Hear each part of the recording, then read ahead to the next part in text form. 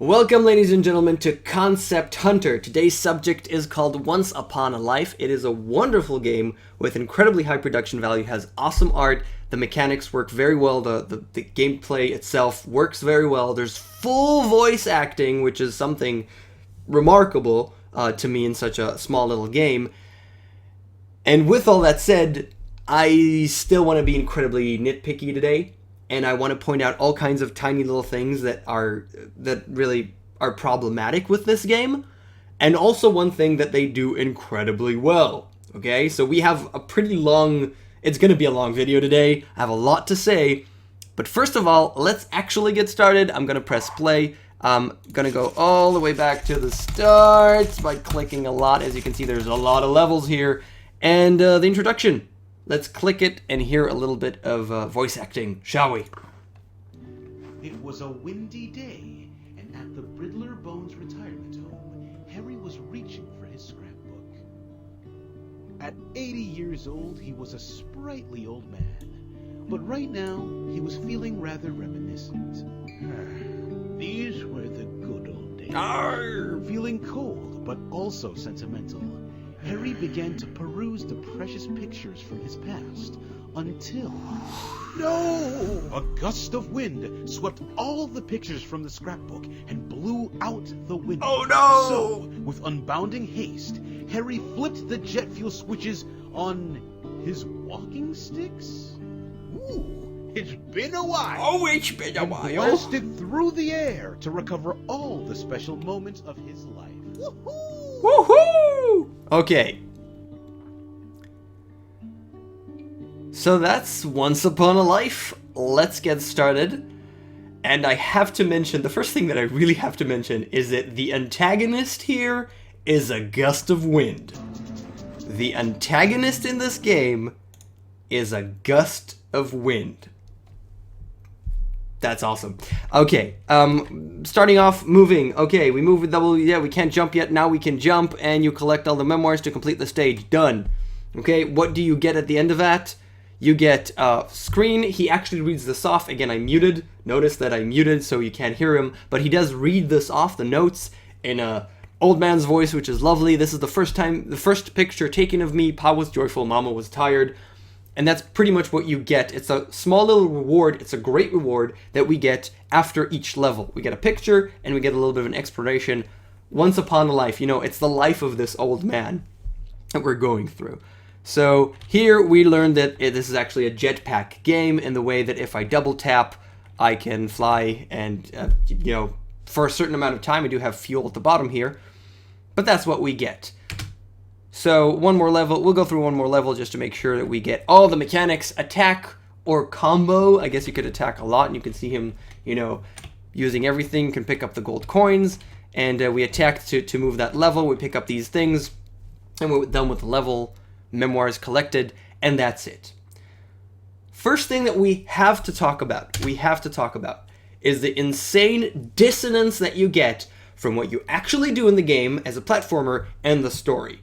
It is meant to be comical, I'm assuming here, but you're telling me the sweet story of an old man looking for his memoirs, and the gameplay has nothing to do with it. The gameplay is a standard platformer, it's fast, it's agile, it's moving around, and you know you got a jetpack, and you can hit stuff, and it makes no sense whatsoever.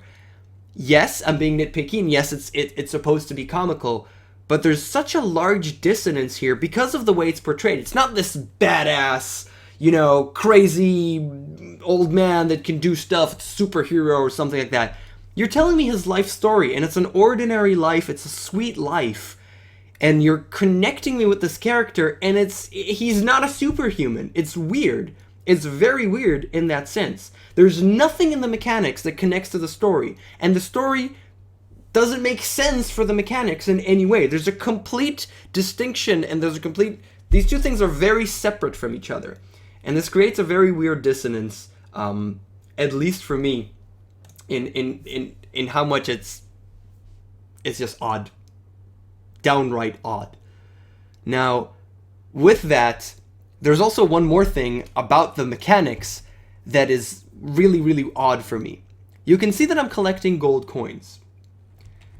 Now, what does these gold coins mean in terms of story? Nothing, because I'm an old man, I have retired, why do I need to collect gold coins? There's no reason. Okay, maybe there's a reason mechanically for me to pick up these coins. Okay, notice that I missed 2. I missed 2 coins. Now, we're going to look at the score screen. The score screen, the summary, it took me a certain amount of time with a certain amount of fuel that I have remaining. Time spent airborne, no idea what that means or why would I care about that. And cash collected 8. So I collected 8 gold coins, or cash, which is also, it should be gold coins, gold collected or something like that. And it's 8. It's not 8 out of 10. It doesn't tell me that there's a goal. It's just 8.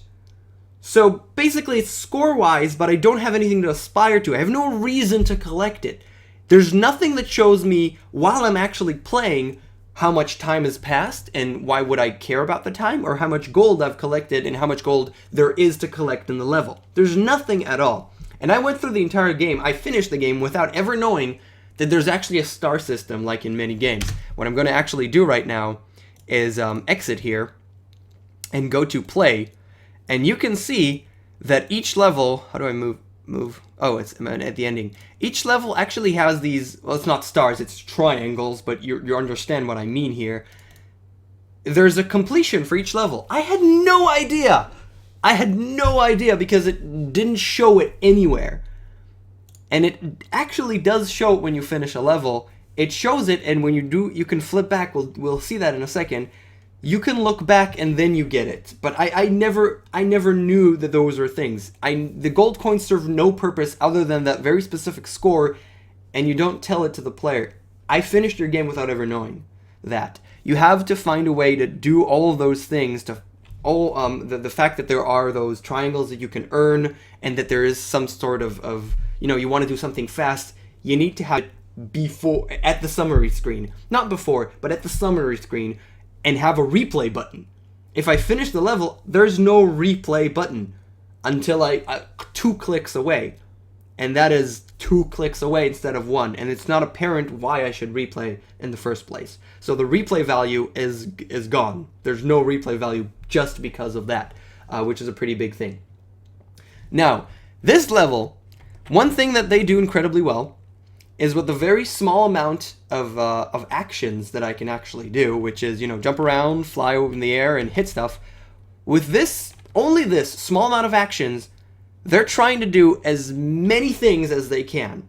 This is called emergent gameplay. You have a very strict amount of actions, but the amount of things you could do with it is very large. The basic example is, if you have a gun and you can shoot someone, then you can shoot enemies. Then okay, you can shoot enemies. But if you can shoot enemies and padlocks and windows, and you can write on the walls with bullet holes, then that's a lot of things you could do with just one action. And they managed to do it quite well. However, and it's a pretty big however, I got stuck. You know why I got stuck? Because there's never a clue. There is never a clue for what I'm supposed to do. And this is mostly in the ending levels. It's very, very, there's a very specific learning curve. In the ending levels, there's nothing there. But I had no idea how to release this thing, and I tried everything in my power. I tried to jump real high and jump on it or hit anywhere here, and I can see that there's a fishing pole here, and I had no idea what to do. And it was by dumb luck of just being bored, moving around, that I saw that my afterburners actually melt the ice in some way, and then I managed to get it.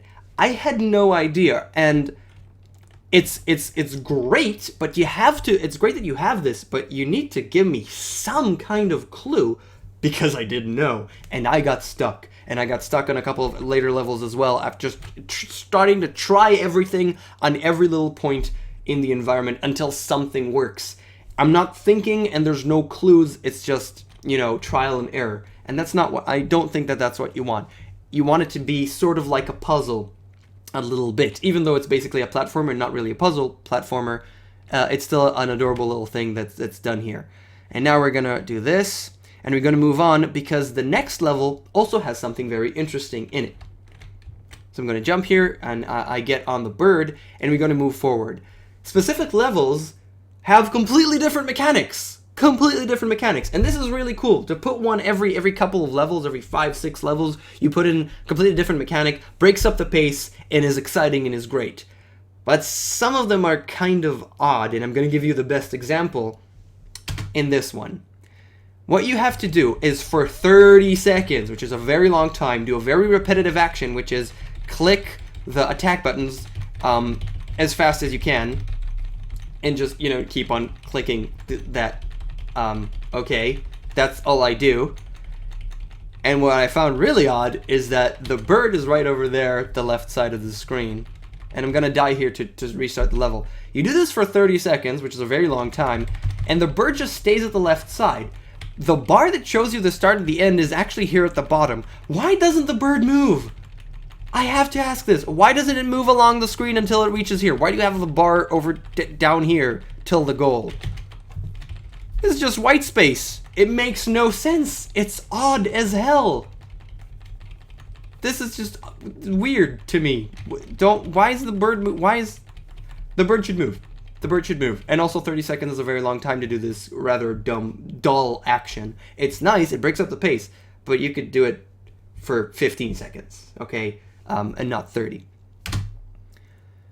One more thing that's very nitpicky, and probably the most nitpicky thing, and probably the last thing that I have to say for today. When I move with the arrow keys, and the key in order to attack is M. So I actually have to use two hands, which is kind of odd. And the down arrow doesn't do anything. When I'm WASDing, I WASD to move around and jump, and S actually hits. Why do I have to use two hands if I want to use the arrow keys? Okay, I guess the attack buttons you meant to do arrow keys and S and WASD and M, but it's just I want to use down in order to attack. And not just, just S and M, they're kind of weird. And also, S and M? That is an odd decision, isn't it? Okay, that's as far as I'm gonna say. I was like, is that a hidden part about Henry, right? He's called Henry's life. Okay, but I'm done there. That's just a little joke. In this level, as an example, there's a ton of gold coins over here. They mean nothing to me. There's a ton of gold coins over there. They mean nothing to me. And I just have to find... This is one of the last levels. I just have to find what the hell I'm supposed to do. I'm not going to spoil it if you're actually going to play it. But it's kind of... I have no clue. And when I say no clue, I mean there's no clues as to what I'm supposed to do. You just got to walk around and start hitting stuff. Kind of nonsensically and look for maybe something here. Maybe I'm supposed to hit something here. Oh, it's these. Okay. It's not really a puzzle. It's not really interesting. It's trial and error. And when it's trial and error, there's nothing there. It needs to be a little bit... The design of these specific levels needs to be a little bit better and draw the player to that location to do that thing and have a strong purpose in that sense. So that's Once Upon a Life. Again, a wonderful game. Great story on one end. Great mechanics. No relation between them. Kinda sucks in that. But it's a bold decision. It is comical. It is wonderfully done. There's great voice acting. The art is by Chaz. W. Marsh did the programming. And Shot Dingo is the voice actor. And that's it for me. Once Upon a Life. It's Mini Cleep Games. Sponsored by Mini Cleep Games. And that's it for me. Don't take it too hard. It was a really lovely game, and I'll see you guys next time. Bye.